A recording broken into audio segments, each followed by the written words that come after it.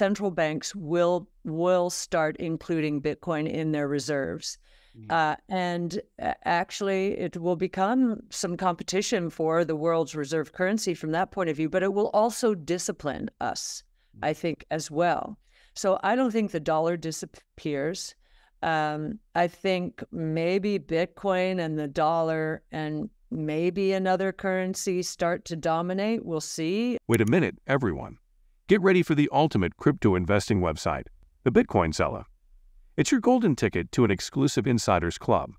Expert predictions, on-chain data, and breaking news, all for you. Imagine all crypto insights landing in your inbox daily, like having your own expert team. Don't miss this VIP opportunity. Click the link and secure your spot. Join now and ride the crypto roller coaster with the Bitcoin Seller. Cathie Wood, the superstar investor who has a knack for spotting the next big thing. She is the founder and CEO of ARK Invest, a firm that manages over $100 billion in assets and invests in disruptive technologies. Cathie will tell us why she thinks Bitcoin is the future of money and how it will challenge the dollar as the global currency. She will also share her vision on how Bitcoin will make us more responsible and disciplined. She doesn't think the dollar will go away, but she thinks Bitcoin and maybe another currency will join it as the leaders. You don't want to miss this interview. So get ready as we dive into the conversation with Cathie Wood.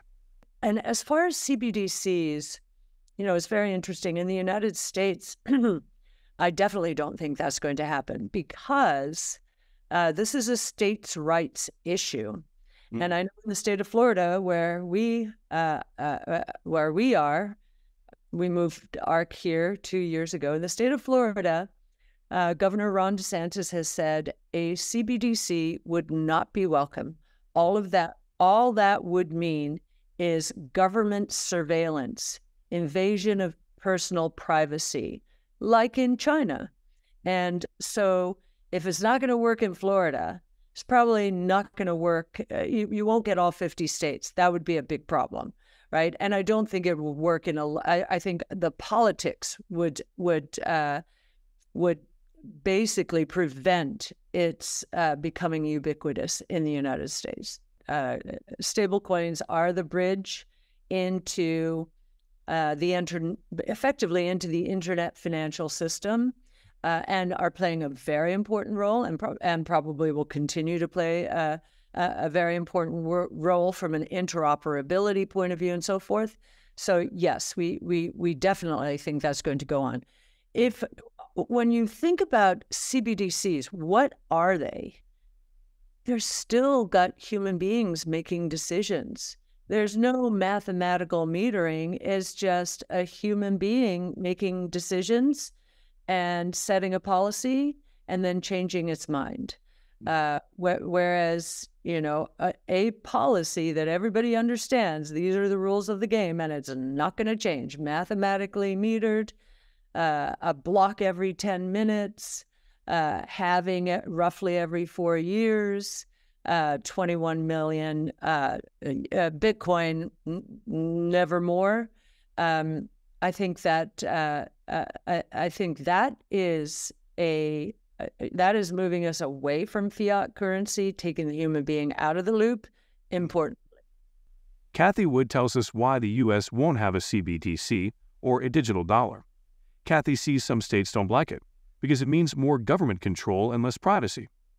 Florida is one of them, and she moved her company there. It would be hard to get all 50 states to agree on a CBDC.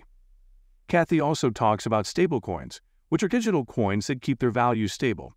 They are a good way to use the old and the new money systems. They are very useful and will stay useful. She then compares CBDCs and Bitcoin. CBDCs are controlled by humans, who can change their minds and make mistakes. Bitcoin has a clear and fixed set of rules that everyone follows. She says Bitcoin is better than regular money because it doesn't depend on humans. Cathie explains that this is important for the future of money. Joel Monegro at Placeholder, where Chris Berniski went to be his partner and start a venture fund focused exclusively on crypto. He coined, when he was at Union Square Ventures, the FAT protocol. And what he was trying to communicate was, in the internet the protocols were very thin, right? Nobody made money on the protocols. Right. It was only the applications on top of the protocols. With Bitcoin in particular and other crypto assets, but especially with Bitcoin, the FAT protocol is the Bitcoin itself will enjoy the largest piece of the pie, as opposed to the applications on top. They will also get a piece of the pie. Right. But, this is the global monetary system, a rules-based, digital, decentralized monetary system. That's a very big idea. There aren't going to be many ideas that are bigger. And so we do think that in this case specifically, the FAT protocol thesis applies. The Lightning Network is making some good strides. And on that brainstorm I mentioned, the convergence of AI and Bitcoin, this is really happening in the emerging markets. And I was on that brainstorm and I was saying, what? Completely redefining division of labor in emerging markets. So we think of giga jobs here or giga work. Put that on steroids in emerging markets, and the Lightning Network is enabling it. Now, what you're asking in terms of Bitcoin serving as a means of exchange, not just a store of value, and maybe even becoming a unit of account, so serving the three roles of money, I do think that will happen. We've done another few podcasts and brainstorms with Art Laffer, who I don't know if you or your listeners are familiar with Art Laffer. He is a famous economist. You have to be very familiar with economics and different economic theories. Laffer curve is all about tax policy, but he's a monetary scholar as well. And he was my professor at USC in the 70s. And he is 83 now. And I've never seen him more excited because what he's saying is, wait a minute, I've been waiting for this since Nixon closed the gold window in 1971. So a new monetary rules-based system. And then I've asked him, and these podcasts were around this topic, wait a minute, could it become a means of exchange? Well, when it has proliferated throughout the world, and of course we're going to enjoy the scarcity value of it as institutions enter, once that's fairly ubiquitous, then what he thinks is that it will become more of a stable currency, or it'll act more like gold itself, just much more stable than Bitcoin.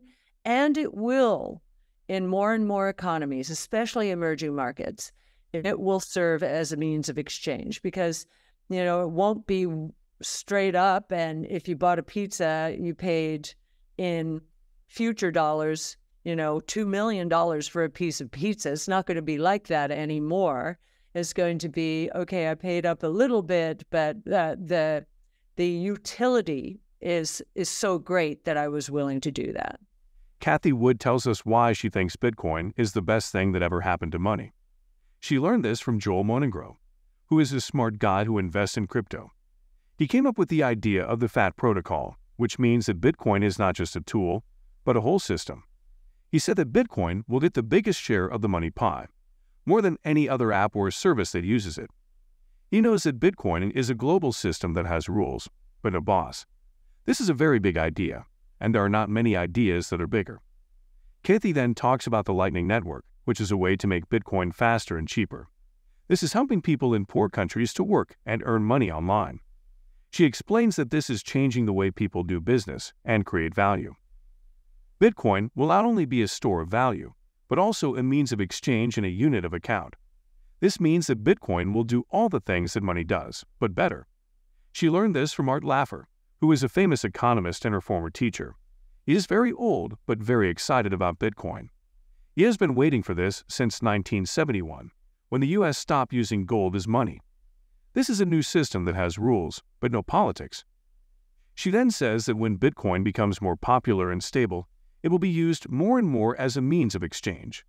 This will happen especially in emerging markets, where people don't trust their money or their government.